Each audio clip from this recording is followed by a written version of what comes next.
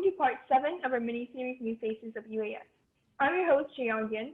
And I'm Ali Al Ali. Joining us today is Jean-Claude Mangan, who teaches high school chemistry. Welcome to the show. So we prepared 5 questions for you, and it's all about getting to know who you are. So without further ado, let's get into it. For starters, Mr. Mangan, what has attracted you to the UAE and specifically UAS? Oh, well, I think I was in UAE before coming to US. I was in Abu Dhabi. So I used to teach in Abu Dhabi for the past 12 years. And then I moved to Dubai simply because of choices and then advantages of being in Dubai.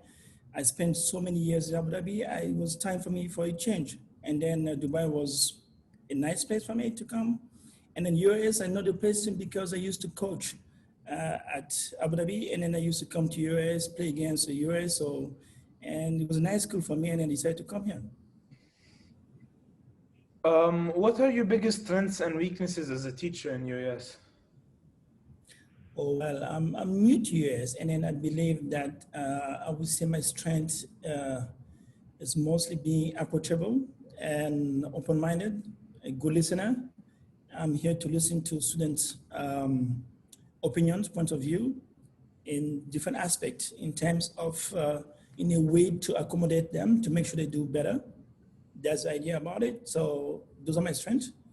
And weaknesses probably would be too much caring at some point. You know, I care too much about the well-being of my students and the success.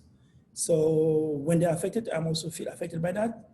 I feel like they haven't done much work at this point to make them feel better, comfortable, and to succeed in class. Yeah.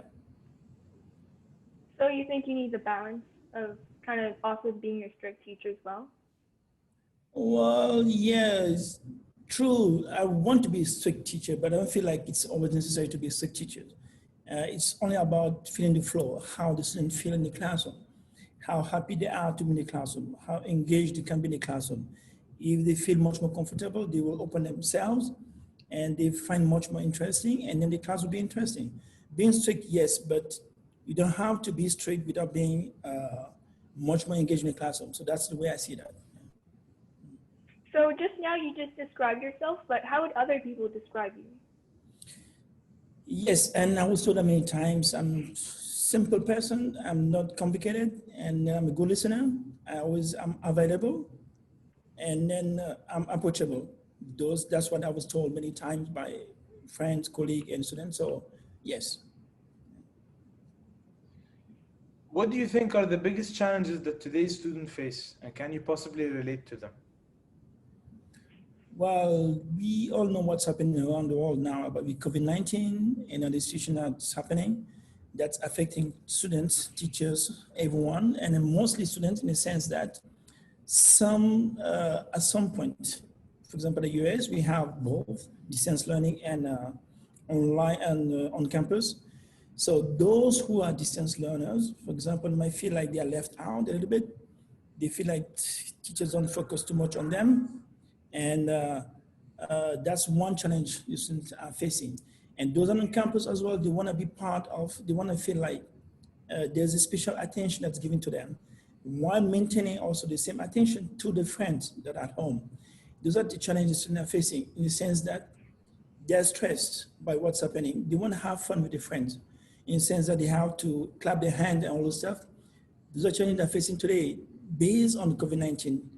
Apart from the academic aspect, in the sense that they have to study, they have to work hard, although it's difficult to be close to their friends.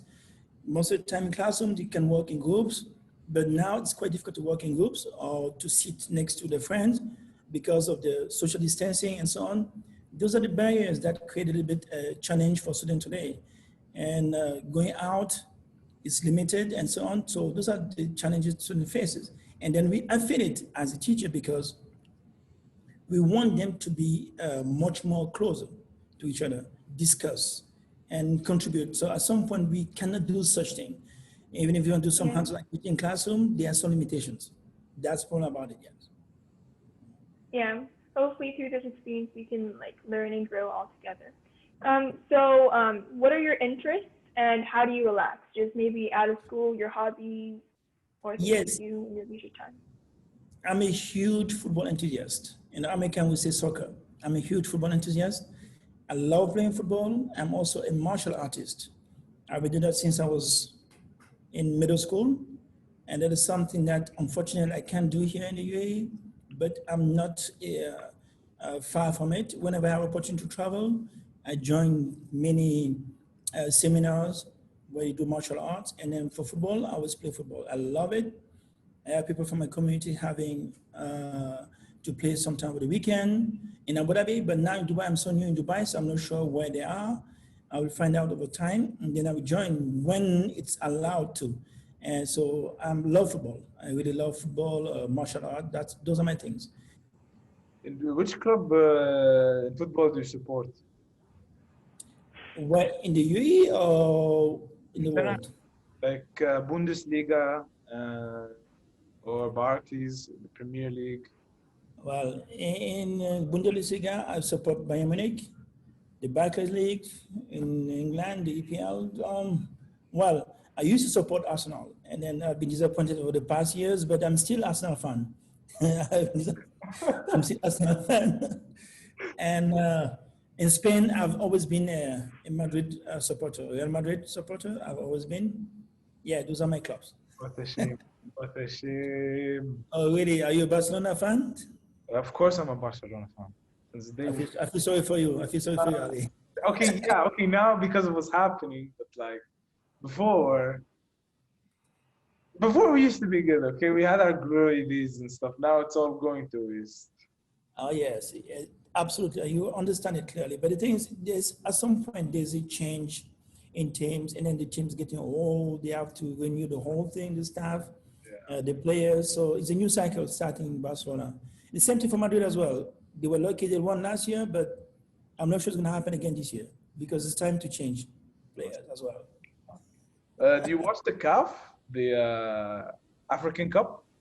Oh, yeah, I do. Of course I do. That's good. You know, we played against you last year, I think. I know. We beat you. Yeah, 4-0. It happens once in a while, Ali. Once in a while. No, every single time. We can have our qualification. Every time. Next year is gonna be next time it's gonna be way better. We're gonna go on top. We shall see, Ali. We shall see. Trust me on that. Inshallah.